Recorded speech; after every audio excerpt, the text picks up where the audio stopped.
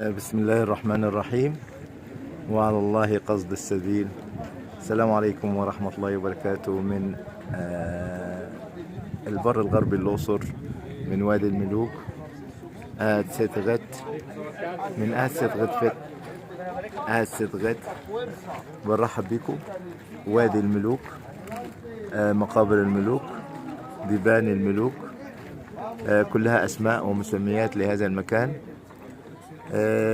طبعا القصة بتاعتنا النهاردة على العبادات المختلفة للمصريين القدماء، وفي أشكال مختلفة، في صور حيوانات مختلفة أو طيور أو أشكال آدمية. الفكرة وما فيها إنه الآلهة متعددة في بر مصر كلها. لا إله إلا الله محمد رسول الله.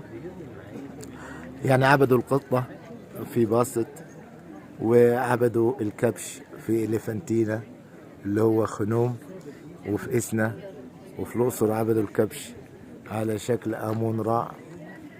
عبادات مختلفة ومتعددة للآلهة المصرية القديمة. طيب، الفكرة في وجود الآلهة دي على بر مصر كلها من ابتكارات الكهنة. الكهنة كانوا يبتدعوا أفكار معينة، ويقولوا إن دي صور من الآلهة اللي هي هتحميهم في العالم الآخر. والشغل الشاغل كان للمصري القديم التفكير في عبادة الآلهة هي حمايتهم في العالم السفلي. يعني لما ينتقل الواحد للعالم الآخر هيلاقي الحماية من الآلهة المتعددة دي. ولذلك كان كل كهنة في مكان معين، مثلا في دندرة المقر الرئيسي لعبادة حتحور حتحر، كان يوهم الناس ان حتحور هتكون معاهم في المركبة، في مركبة العالم السفلي، في أثناء انتقالهم من ساعة إلى ساعة، من بوابة إلى بوابة، وهتحميهم في العالم الآخر مع يوف. يوف ده هو عبارة عن توم وقت الغروب.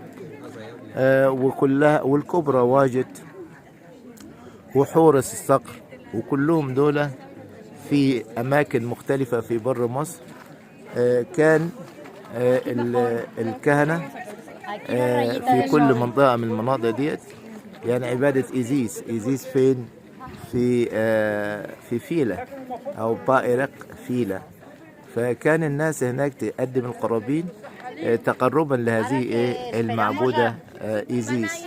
في الأقصر آمون رع، أرمنت اللي هو مدينة أرمنت على البعد من الأقصر حوالي 20 كيلومتر. كان فيها عبادة اللي هو منتو إله الحرب. فكان المصريين القدماء يعتقدوا إن الآلهة كلها دول، كل الآلهة ديت هتقوم بحمايتهم في العالم الآخر، بس المطلوب في حياتهم الدنيوية يتقربوا إليهم ويقدموا لهم القرابين في المعابد. والقرابين ديت أو همهم الكهنة إنه الإله هيشتمها، يشم ريحتها يعني. ولذلك أنت لما تروح تشوف المركب المقدسة لآمون رع في جدران معبد الكرنك أو معبد الأقصر، هتلاقي المركب المقدسة هتلاقيها الكبش ضامم بوجه كده وبيشم. هتلاقي حتى مناخيره كده مفتوحة حبتين، وبيشم القرابين، بيشتم رائحة القرابين. يبقى يوهمون الكهنة، يوهمون الناس اللي هي عايزة تروح الجنة في العالم الآخر انه المعبود استلم القربان خلاص، وانتوا داوموا على كده علشان تنالوا الجنة في العالم الآخر. يبقى الجنة في العالم الآخر والحماية في العالم الآخر مرتبط بالدنيا في ببناء المعابد وتقدمة القرابين. طيب، ده بالنسبة للناس اللي قادرة، الملوك. طيب، والناس العامة تروح تشتغل وتجيب الحجارة علشان تبني ويروحوا الجنة معاهم. طيب، والناس اللي هم الحكام الأقاليم والمحافظين يعملوا لا، المحافظين دول ناس ريتش، يقدموا الذهب والفضة كقربان، والأكل طبعا للمعابد. متعكم الله بالصحة والعافية، وإلى منشور آخر إن شاء الله.